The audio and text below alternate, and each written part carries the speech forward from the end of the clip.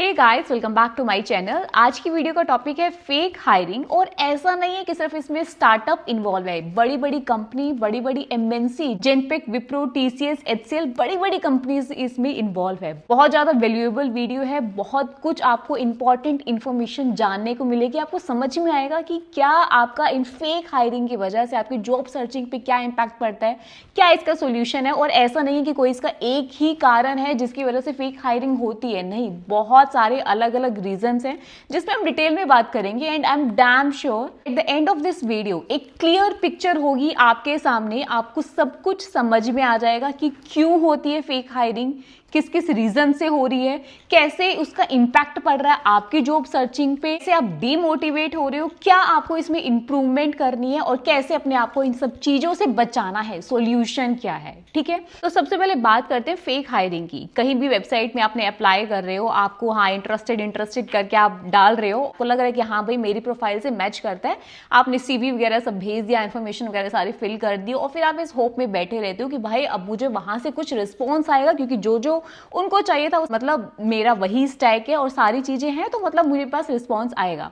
अब होता क्या है कि भाई आपने 50 कंपनी में अप्लाई किया, 60 कंपनी में अप्लाई किया, डेली बेसिस पे आप रोज अप्लाई कर रहे हो, बट इन एक्चुअली आपके पास कोई रिस्पॉन्स नहीं आ रहा है। एंड इन केस अगर कुछ कंपनी से आपको रिस्पॉन्स आ भी गया, मेल में आपके इंटरव्यू वगैरह शेड्यूल भी हो गए हैं, तो वो इंटरव्यूज कंडक्ट नहीं कराएंगे। चलो आपका इंटरव्यू भी कंडक्ट हो गया, अब इंटरव्यू अगर कंडक्ट हो गया तो बाद में आपके इंटरव्यूज राउंड क्लियर होने के बाद भी वो आपको उसका रिजल्ट नहीं देंगे, और अगर रिजल्ट दे भी दिया तो आपको ऑफर लेटर नहीं देंगे। तो क्यों कर रहे हैं, मतलब वो इतना बड़ा प्रोसेस, इतना सारा जो षड्यंत्र है क्यों रचा जा रहा है। एज अ रिजल्ट इस सब का रिजल्ट ये आता है कि भाई जो बच्चा है वो डिमोटिवेट हो जाता है, उस पे सेल्फ डाउट आता है कि भाई कहीं ना कहीं इसका मतलब मेरी प्रिपरेशन अच्छी नहीं है, मैं नहीं मतलब इतना बता पा रहा हूँ, या कि मुझे और पढ़ने की जरूरत है, या मतलब कहीं ना कहीं मुझ में ही कमी है। आप अपने में कमी ढूंढने लग जाते हैं, क्योंकि आपको लगता है कि भाई इंटरव्यू तो हुए मेरे, बट मैं सिलेक्ट नहीं हुआ, तो कहीं ना कहीं मुझ में कमी है। हम हर बारी अपने में कमी ढूंढते हैं, पर इन एक्चुअली कई बार होता है कि कंपनीज को ही हायरिंग नहीं करनी है, वो फेक हायरिंग चल रही है,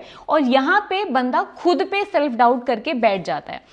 अब क्या रीजन है जिसकी वजह से फेक हायरिंग चलती है। सबसे पहले अगर हम फ्रेशर की बात करें, जब भी आप कॉलेज में होते हो, तो अपने 7th 8th सेमेस्टर में हो, भाई कॉलेज में कंपनीज आना स्टार्ट हो जाती हैं प्लेसमेंट के लिए। अब ऐसे में आपने देखा होगा कि आपको स्टार्टअप्स के आने के बारे में ज्यादा पता चलता है, जिनके नाम भी आपने कभी नहीं सुने होंगे। बड़ी बड़ी जितनी एमएनसीज है वो तो भाई मुश्किल से एक आध आती है, अदरवाइज वो आती ही नहीं है। सालों साल में एक आध बारी आ गई, नहीं तो आपको छोटी कंपनीज के ही नाम अधिकतर सुनने को मिलते हैं। अब जैसे आप लोगों को पता चलेगा भाई मेरे कॉलेज में इस दिन एबीसी कंपनी विजिट करने वाली है, तो हर बच्चा एक दूसरे से बात करने लग जाता है, सीनियर से, जूनियर से, हर किसी को बताता है, घर में जाके अपने फैमिलीज को बताते हैं, आपस में डिस्कस करते हो कि भाई मेरे कॉलेज में तो इस दिन एबीसी नाम की कंपनी आने वाली है, और वो एक दो बच्चे को हायर करके ले जाएगी, क्योंकि बहुत ज़्यादा एक्साइटमेंट रहती है हम लोगों में, और हर कोई चाहता है कि भाई कॉलेज से हर एक बच्चे का एक ऑन कैंपस प्लेसमेंट हो जाए, क्योंकि सबको पता है कि बाद में फिर कितना ज़्यादा स्ट्रगल आप लोगों का रहेगा। अब उस कंपनी को तो क्या फायदा हुआ कि वो एक दो बंदे को लेके जाएगी, और साथ ही साथ उसकी फ्री की पब्लिसिटी हो गई, क्योंकि एक ही बंदा पता नहीं कितने लोगों को आगे कम्युनिकेट करेगा कि मेरे कॉलेज में तो इस दिन ही एबीसी नाम की कंपनी आने वाली है।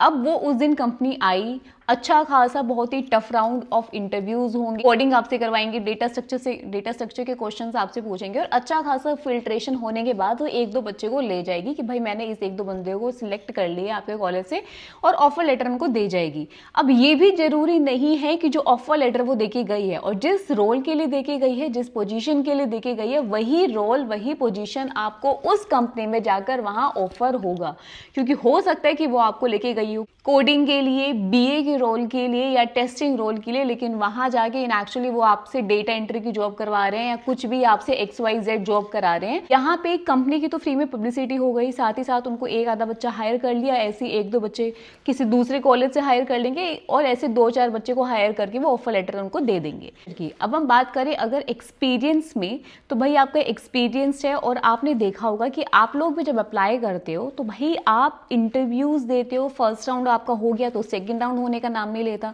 अगर आपके सारे राउंड क्लियर भी हो गए तो HR राउंड होने का नाम नहीं ले रहा, अगर आपके HR राउंड भी हो गया तो आपको बार बार उनको फॉलो अप करना पड़ता है, उनको मेल करना पड़ता है, उनको फोन करना पड़ता है कि भाई मेरा ऑफर लेटर कब रिलीज होगा, क्योंकि वो ऑफर लेटर रिलीज ही नहीं करते, वो ऑन होल्ड पे चला जाता है। अब इसका मेन कारण ये है कि कई बार क्या होता है कि मान लो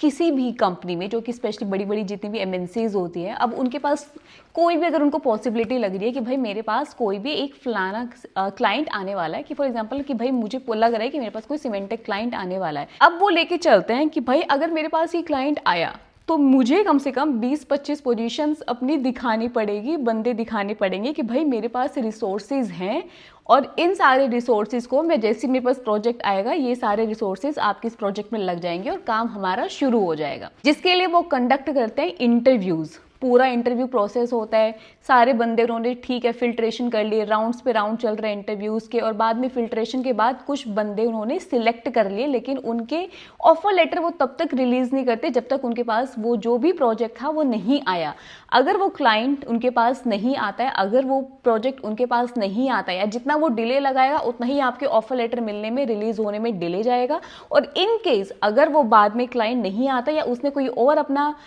दूसरी कंपनी को वो प्रोजेक्ट है जो अपना दे दिया, तो भाई जो आप लोग सिलेक्ट हुए थे, आप लोगों के पास कभी ऑफर लेटर आएगा ही नहीं। तो दूसरी पॉसिबिलिटी ये रहती है जहाँ पे कंपनीज एक फेक हायरिंग करती हैं कि भाई अगर प्रोजेक्ट आया तो हमारे पास रिसोर्सेज पड़े हैं, हमने इंटरव्यूज कंडक्ट करा के बंदों को फिल्टर आउट कर लिया है, हम इनको ऑफर लेटर रिलीज कर देंगे। इन केस अगर प्रोजेक्ट नहीं आता है तो भाई कोई बात नहीं, हम इनको फिर ऑफर लेटर नहीं देंगे। अब तीसरा जो इसमें मेन रीजन है जिसकी वजह से फेक हायरिंग चलती है वो ये कि हर कंपनी चाहती है कि भाई उसका प्रोफाइल ना स्ट्रांग दिखे। ठीक है, कभी भी अगर कोई भी क्लाइंट है, कोई भी अलग कंपनी है, कोई भी अलग बिजनेस है, वो अगर उनका प्रोफाइल चेक कर रहा है तो वो दिखे कि हाँ भाई उनकी जो कंपनी है वो तरक्की कर रही है, ग्रोथ हो रही है, उसमें एक्सपैंड हो रहा है उनका बिजनेस। अभी कैसे पता चलेगा कि भाई उनका बिजनेस एक्सपैंड हो रहा है? वो सब पता चलता है कि भाई वो कंपनी कितनी हायर कर रही है। तो आपने देखा होगा कि कई कंपनीज में आपको हर महीने आपको पोस्ट दिखते रहेंगे कि भाई यहाँ पे हायरिंग चल रही है इस पोजीशन के लिए, इस पोजीशन के लिए, बट इन एक्चुअली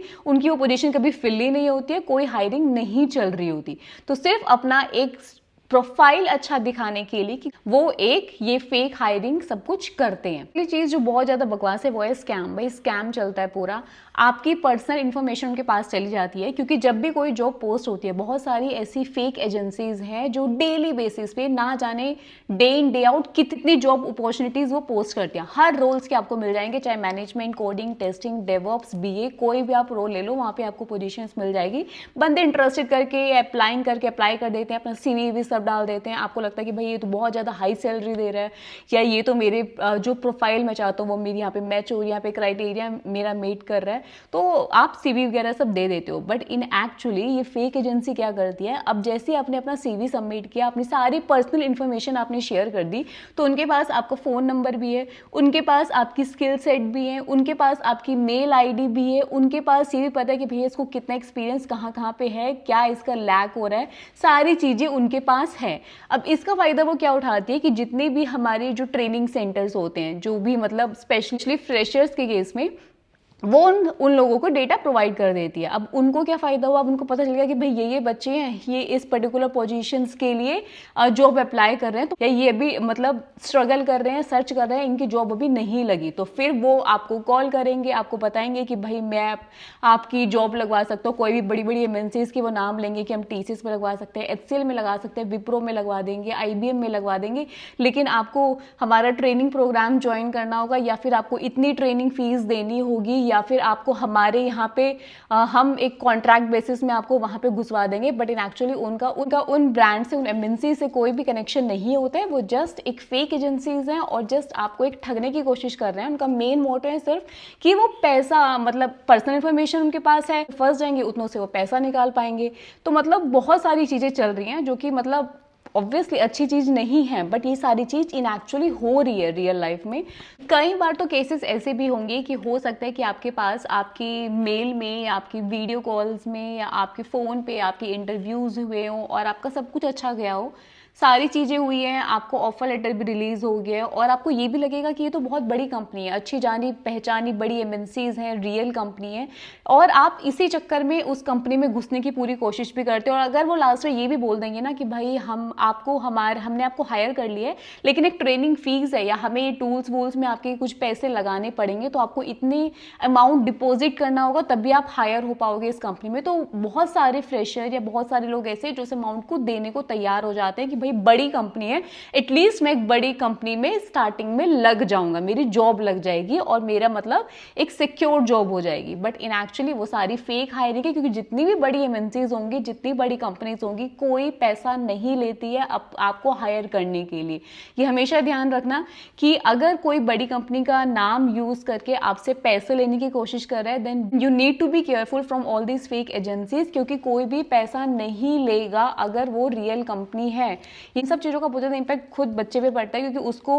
वो खुद डीमोटिवेट हो जाता है, उसको सेल्फ डाउट आने लग जाता है कि भाई कहीं ना कहीं मुझ में ही कमी है, मेरी तैयारी में कमी है, मेरी प्रिपरेशन इसका मतलब अच्छी नहीं है, क्योंकि इतनी सारी जगह मैं अगर अप्लाई कर रहा हूँ और अगर मेरे पास कोई रिस्पॉन्स नहीं आ रहा है, या फिर अगर मेरे इंटरव्यूज भी कंडक्ट हो गए, मेरे पास ऑफर लेटर रिलीज होके नहीं आ रहा है, तो इसका मतलब कहीं ना कहीं कुछ है कि मुझे और थोड़ा सा पढ़ने की जरूरत है, या फिर मुझे हो सकता है कि अपना स्टैक चेंज करने की नीड है। मतलब बहुत सारी चीजें आपके दिमाग में आने लग जाती है, आप खुद पे डाउट करना स्टार्ट लग जाते हो। बट इन एक्चुअली आपको खुद पे सेल्फ डाउट नहीं करना है, डीमोटिवेट नहीं होना है, स्टैक चेंज करने के बारे में नहीं सोचना है, क्योंकि हर स्टैक का अपना एक अलग वैल्यू है। तो आप ये मत लेके चलो कि पाइथन डेवलपर की ज्यादा डिमांड है बट मुझे तो जावा आती है, तो भाई मैं पाइथन पढ़ना शुरू कर देता हूँ, हो सकता है इसमें मेरी जल्दी जॉब लग जाएगी या मुझे अपॉर्चुनिटीज ज्यादा मिलेगी। ये सब चीजें अभी लेकर मत चलो। Second most important thing yes, कि अभी काफी दिनों से रिसेशन था, तो क्राइटेरिया कहीं ना कहीं बहुत मुश्किल था, फिल्ट्रेशन अच्छी खासी हो रही थी, अच्छे खासे इंटरव्यूज क्वेश्चन पूछे जा रहे हैं, डेटा स्ट्रक्चर से पूछे जा रहे हैं, आपसे कोडिंग वोडिंग कराई जा रही है। बट